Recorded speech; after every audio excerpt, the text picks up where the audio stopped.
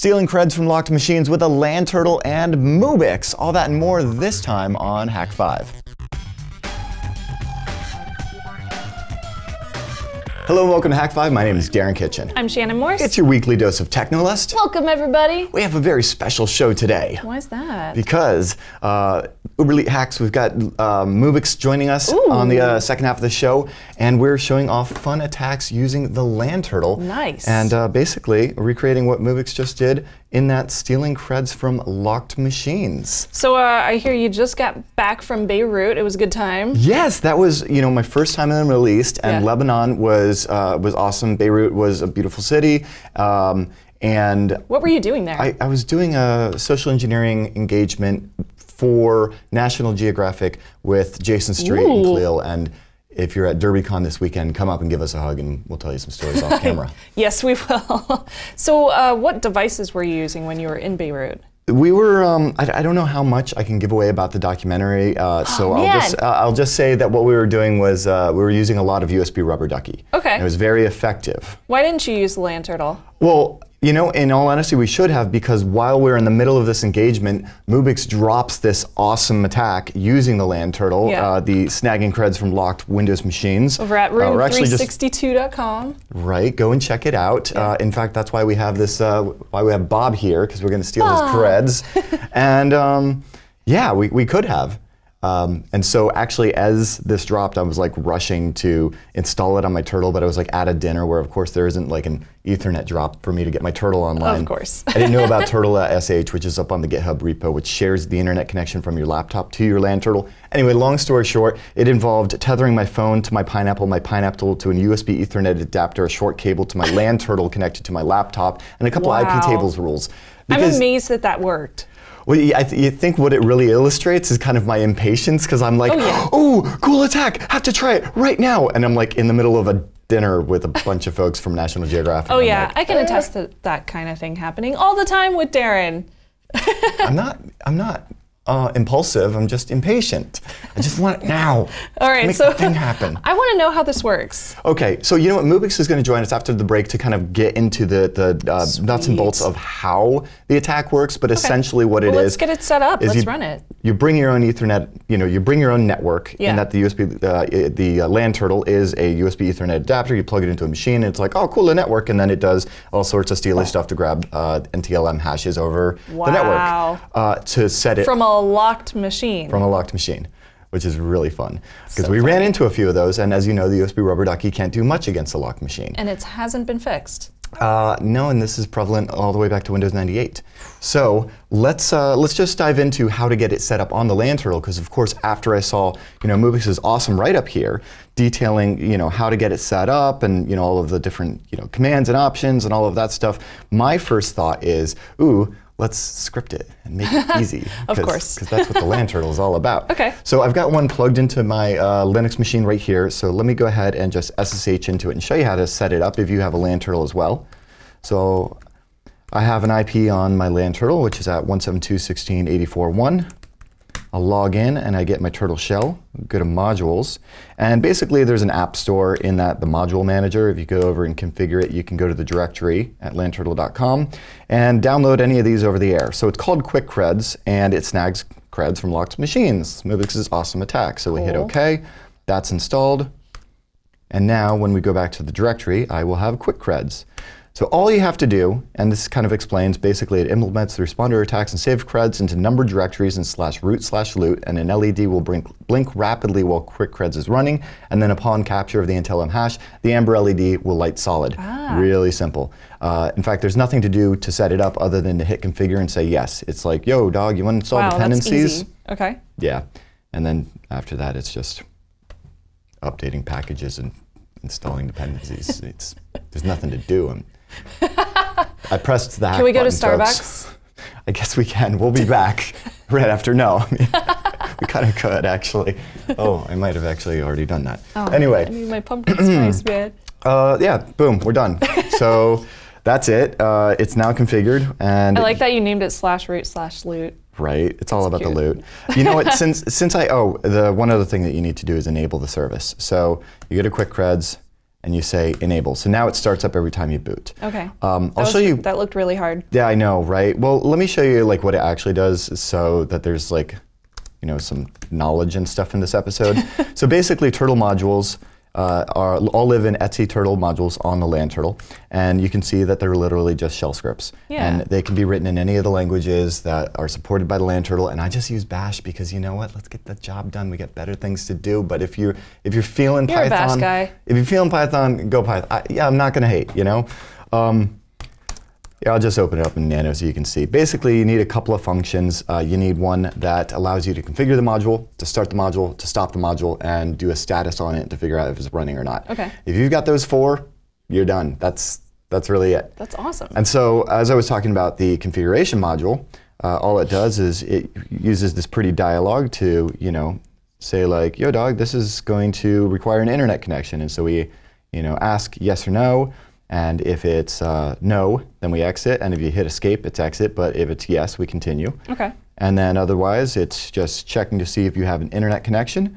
And then what else? You know, we do that by pinging lanturtle.com, and then we install the dependencies. And basically, these are just a bunch of if statements saying o package list installed, and it's grepping for Git. So it's checking to see if you have Git installed, and if you don't, then it's just going to do an o package install Git. And it pipes that to this dialog progress box thing just to make it pretty. Just to give you something to look at. Right, but otherwise that's pretty much it. And so it does that with the rest of the dependencies like SQLite 3 and Screen and OpenSSL and what else here? Core utils sleep. And then finally what it does is it does a Git clone on responder and then pops that in Etsy Turtle responder. And that's pretty much it. We you know, make the loot directory, we set up the log. Now, whenever you start the service, what we do is we kill this DHCP detect script, which is typically on the LAN Turtle. What it does is when the target computer gets an IP address from the LAN Turtle, and you plug it into the USB port, we have this special blink pattern that goes on, off, on, off, on, which is like some stupid like inside joke between Seb and I about putting the original Wi-Fi Pineapple firmware on a fawn. On a font. Anyway. Such a dork. Anyway, the rest of the script is really simple. We basically set up our directory. This is the fun thing where it basically creates a numbered directory based on the previous number in there. So every time you plug it in, you'll get a new numbered directory and it'll save all the loot there. And the rest of it is pretty much, you know, running responder in a screen session with all of those options. And these are the ones that Mubix will talk about that makes it all work. And then the rest of it is looping around looking for any NTLM logs. And if it sees those, it goes... Oh, I get it. Wildcard NTLM wildcard. Right. Nice. And then it goes to finished when it's Same with done. Creds. Otherwise, it just blinks the LEDs. And you can just blink the LED by echoing 255 for on and 0 to off. You can do the same thing with LEDs with Arduinos. Oh, Setting those up 255 all the way down to 0. Yeah. Yay! But you can't like pulse them because it's really just on or off. Yeah. Because it would be really. You can do it if you change the numbers slowly. Oh. Yeah, but that would require some work. Yeah, and I don't think this hardware will do it. But either way, that's pretty much it. I mean, the rest of it is just the more bash. It's, you know, when it's finished, it just makes the LED go solid. And then, you know, stopping it and checking the status of it or just checking PS and, you know, running kill. So essentially what happens is, you know, you go up to a locked Windows box here and you plug in the LAN Turtle. Okay. And you wait, I don't know, 30 seconds, the attack starts going and the LED starts blinking rapidly while it's working, and in a minute or so it'll get the creds and then the LED will just go solid. So is this your baked turkey over here? This one's already set up. This one I just installed and it's ready to go. So do we know Bob's password? And it's just locked, right? It's not logged out. Yes, locked. So it doesn't work on a machine that is logged out. It does have to be logged in, but it can be locked. And so, you know, in corporate culture, we've been taught, you know, as soon as you walk away from your desktop, you know, you're gonna go get some coffee, go to the bathroom, whatever. You hit Windows key L or Control-L or whatever it is on your workstation to lock it. Right. And you think it's safe. And you think it's safe until someone brings a network by and then your computer is all like, ooh, networks, I love those, here's my hashes. We we should take a break and let Mubix explain the rest, because Yay, I've just been theory. silly all the A block. And with that, we're gonna thank our awesome sponsor. If you have yourself a great idea like stealing creds from locked Windows boxes, you should do what we do, and that is to register an awesome domain, to bring it to the internet in style. And the way Shannon and I love to do that is to head over to domain.com. Domain.com is the place to get yourself your website up and online in no time flat. They have a super simple checkout process. They've got an intuitive domain discovery system that'll help find the perfect domain name just for you. And get this, the guys over at domain.com are such huge fans of Hak5 and have been supporting us for years, so they have a coupon code for you that's gonna save you 20%. Get this, it's HAK5, that spells Hak5. Use that at checkout over at domain.com and get yourself a sweet, sweet deal. And you know what? Tweet at them at domain.com and say, hey, thanks guys for supporting Hak5 all these years. And when you think domain names, think domain.com. We're back in here to talk about how all this works. My good friend Mubix, How's it going, man? It's awesome. We just finished a pen test with Hak5, Yeah. and it was so much fun. And everyone was just asking all of these questions because in the headlines lately, it's all about getting creds from locked machines, man. Yeah, it went crazy. I posted it like 4:30 a.m. and like the next day I woke up and it was like on the register. Hey, you made the register. I'm like, whoa! And then it just went crazy from there. Right? I was actually in Beirut when this happened, and I'm like there at a dinner with like my machine, and I'm trying to get it installed on my turtle, and I'm like, oh my God, let's go! Tell me, how do you get creds from locked machines? Well, you don't really get creds, okay? So credentials is a stretch. You get NTLM network credentials. So it's actually hashed. So your password, say it's lame password. It's hashed into NTLM and stored. And then over the network, it's then salted as it connects to the attack. Okay, so walk me through, like, what is it? So I'm imagining I'm a Windows machine, I'm making a connection to a remote server, as I typically do in a corporate environment. And when I authenticate with that remote server, what is that process? What does that process look like, and how are we able to get that? Sure. So when I go to a share, I say, hey, share, can I access, your awesome files? You say, sure, no problem. Authenticate to me. I say, okay. And then you send me a server challenge. You say, here's the challenge. You hash your stuff. So I take the NTLM of my password and I add a salt onto it. There's a lot more crypto, and I'm not a crypto guy, so there's a lot more stuff that happens. And then I say, here's the network NTLM v1. You compare it against yours. Since you're the one that gave me the challenge, you can do the same for that, and then you compare it. Just like you do NTLM versus NTLM, this is just over the network, so that people who are sniffing it can't see it as much. Okay, so and how are you able to, when you plug in a device like the LAN Turtle or the USB Armory, able to capture that? Right. So the only big thing about this thing is that it's a small little device, the Armory or the Turtle, and it plugs in pretty fast. And the way you capture it is by becoming the default route. So the default route, the default DNS server, and all of the other things that DHCP does for you by adding those things in. Well, as we know with, say, the Wi-Fi Pineapple over years of experience, is that when you become the network, you have an immense amount of power. Right. And there's a lot of inherent trusts that are built into trusting the network that the computer is connected to. Right. Right. So, Yep. Windows will automatically trust its local area network for HTTP and SMB authentication. So in a way, this is like a bring your own network attack. Yep. In that both of these devices are going to enumerate as networks. Right. And the machine is going to be like, oh, cool, a network. I love a network. Hey, you got a DHCP server? And the DHCP server is like, yes, I have a fine selection of IP addresses, as well as all of these other IP options, right? Yep. Yeah, specifically the 252 one actually helps quite a bit. It's a specific DHCP option only for Windows, and I thought it was only for Windows. There might be some other things in there, but what it does is say, here's your WPAD options in there. Okay, so explain to me WPAD, because I've seen you speak at conferences about WPAD in the past.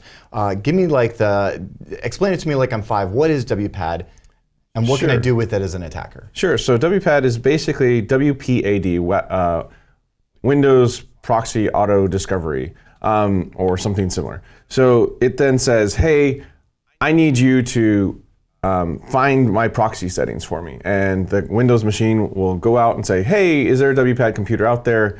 I need my proxy settings. And then a little JavaScript file called wpad.dat is pulled down, parsed, and then it goes and follows the rules in that inside of that JavaScript file. Awesome. So I've been following along with your write-up on this on your blog at room362.com.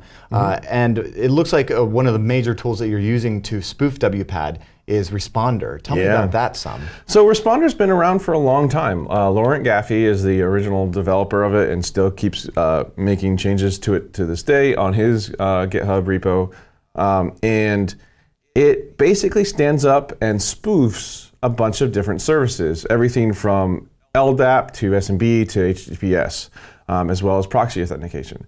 So it also does WPAD spoofing as well. So NBNS and LLMNR requests that come over the wire, it will then send out fake responses as well as DNS, and that's where we're really utilizing this thing. So what you're saying is it's sort of like the pineapple in a way. When somebody requests something, it's just going to answer, yeah, I'm that, and then give them what they're expecting to see, and in this case, capture this NTLM hash. Right, it's the Pine AP of networking. Nice. So tell me, what are the affected operating systems, and what kind of hashes are you seeing?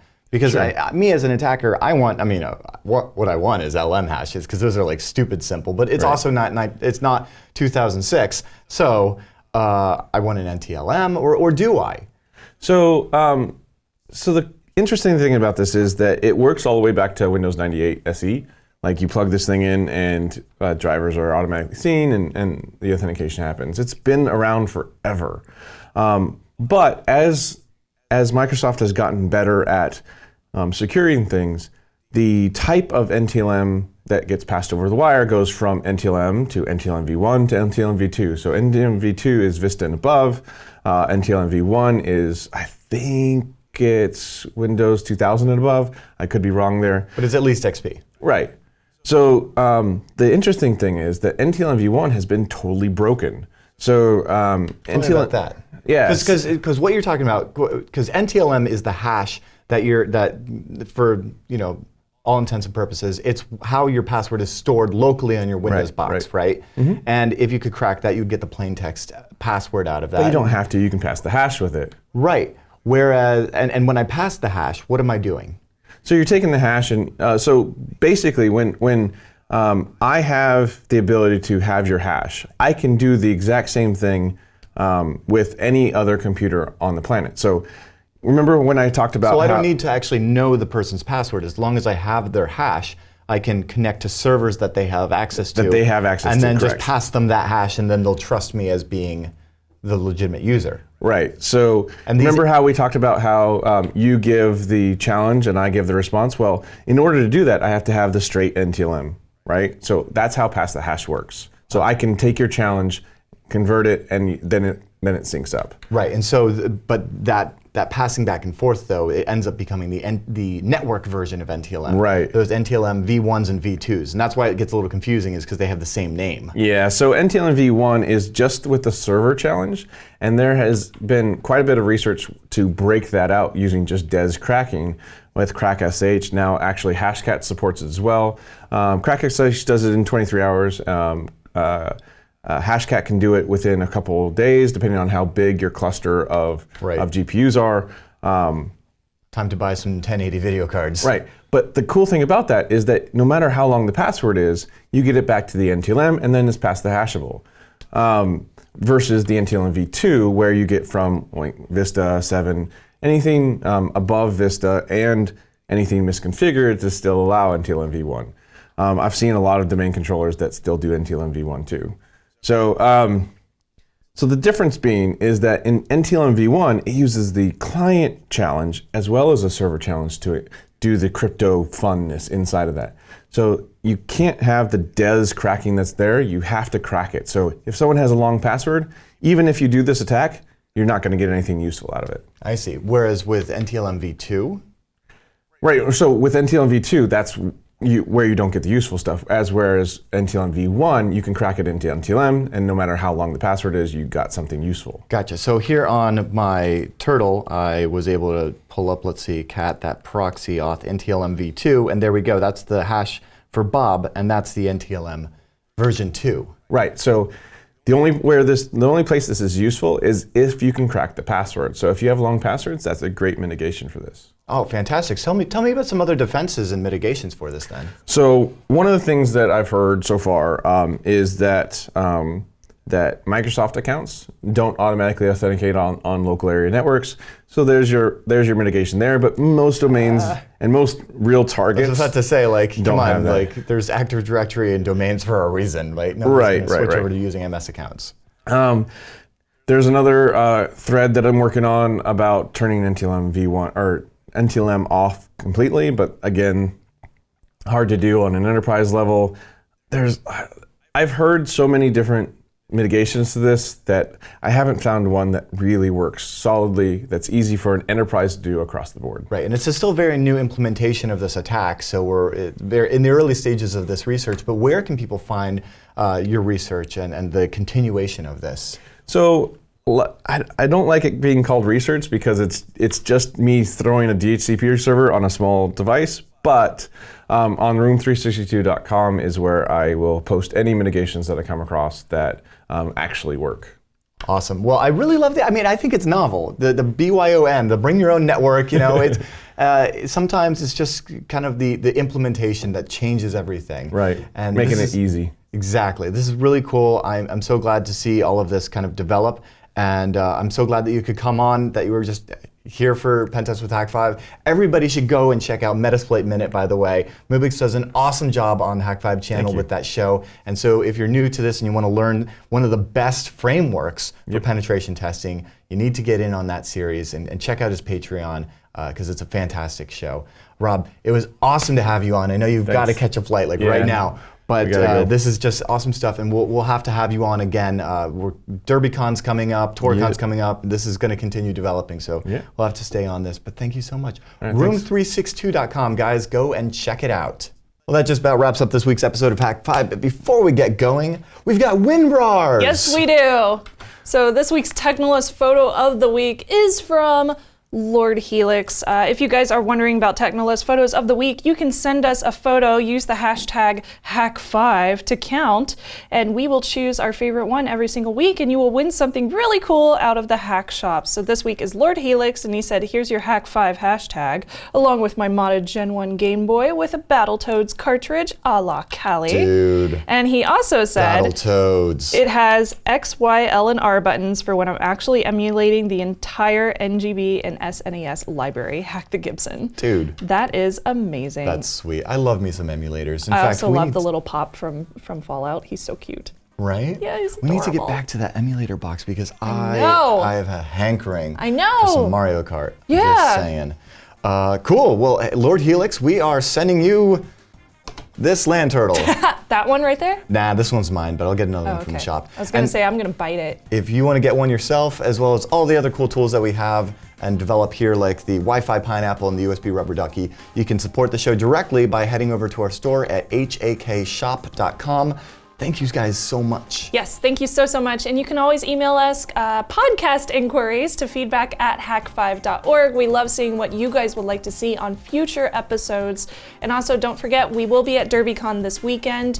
So definitely hit up hak5.org and you can see all the different things that we are planning to do coming up in the next few months. We have some good stuff coming up. In fact, we have, let's see, DerbyCon is this weekend. Yeah. But we have TorCon in San Diego, and I'm going to be teaching at that one. So check out the homepage of Hak5 to find out how you can get in on that training. I'll also be teaching with Seb and Robin Wood in Vienna, Austria in November. So if you're in the Austria area, come out to DeepSec. It's going to be so much fun. And then more conferences abound. So stay tuned. HAK5.org is the homepage where you'll find all the deets to those. Exciting times. I think that's about it. That is. So I'm Shannon Morse. I'm Darren Kitchen. Trust your Technolust. Look at us, Good. right? Go us. Oh no. Oh, God. fail. We still fail.